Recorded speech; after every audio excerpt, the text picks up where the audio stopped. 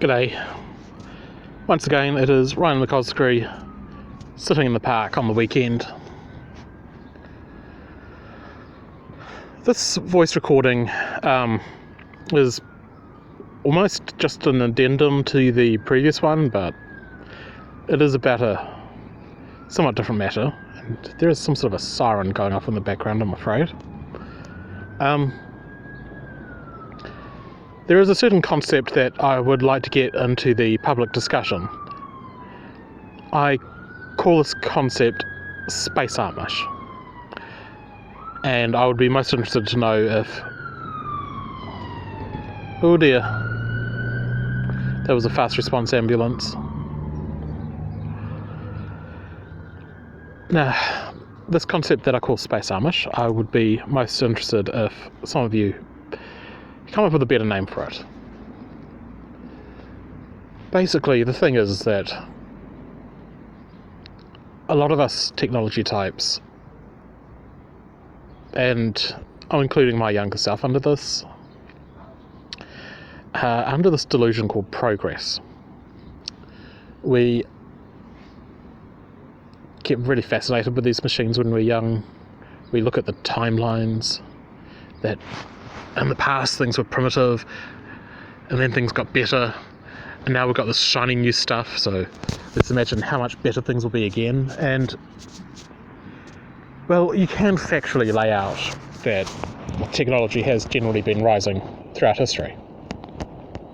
However, which technologies are developed is partially contingent on which have already been developed, which is what the idea of progress builds on, but it is also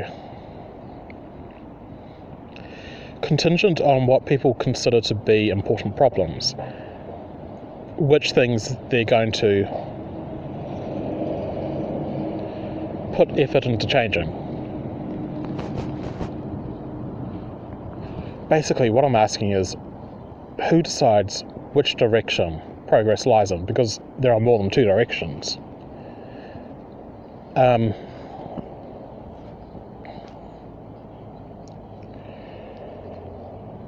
So yes, I want to build what I'm calling the space Amish future.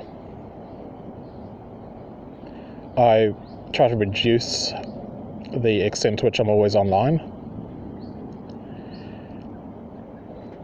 and I'm developing some technology that I'll talk about in a future recording that I intend to try to change how people think about social media, try to get away from the globalized model. And as to the Amish namesake of this concept,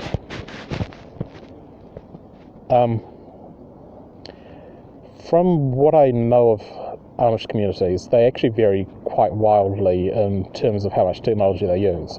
The very stereotypical ones are called Schwarzenfrieders, named after a village in Switzerland, which they ultimately trace back to. However, the other Amish regard the Schwarzenfrieders as actually not very good on the religious front, because they're valuing their sort of stubbornly clinging to not being English, always being Germans, no matter how long they live in America, and always Germans of a past century, as more important than Christianity. The other Amish do eventually adopt technologies once they've decided that they have a good reason to do so and they know how to do so properly. For instance, these days most of them use electric lighting, usually, from what I understand, powered by solar panels, although maybe I'm wrong about that. Definitely they use a lot of electric lights, because electric lights are a lot less inclined to burning your house down.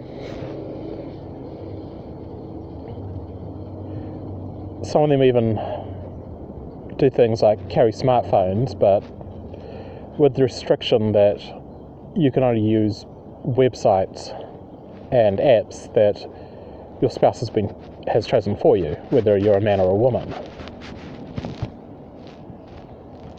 So yes, that's basically the idea that I want to give you, is look, we are assuming that you're like me. We are technology people. We want to build the future, but I think we should be more conscientious about what sort of future we're building, and not just blindly decide that something is good just because it's new and treat it as an already done deal. And actually, I think there's a little bit of hope for this mentality changing, with the 2 new Dune films being fairly well received. As brutal as that story is, because it is a cautionary story of never trusting politicians, it does give this image of the future that is, quote, space Amish. If you read the books, it's explained in passing that in the distant past there was some sort of a war between humans and robots, and nobody's built a computer since. That was decided to be a mistake. However, other technologies have been developed, and a lot of those technologies are what you might call internal technologies. Better techniques of memorization, of learning to best arrange your thoughts to come to a useful conclusion. Anyway, that should do it for today. Better go take a photograph to very poorly once again.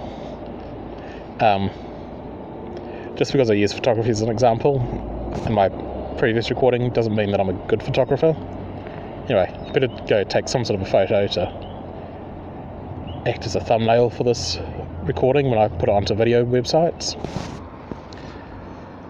So, Ryan McCosgrave, over and out.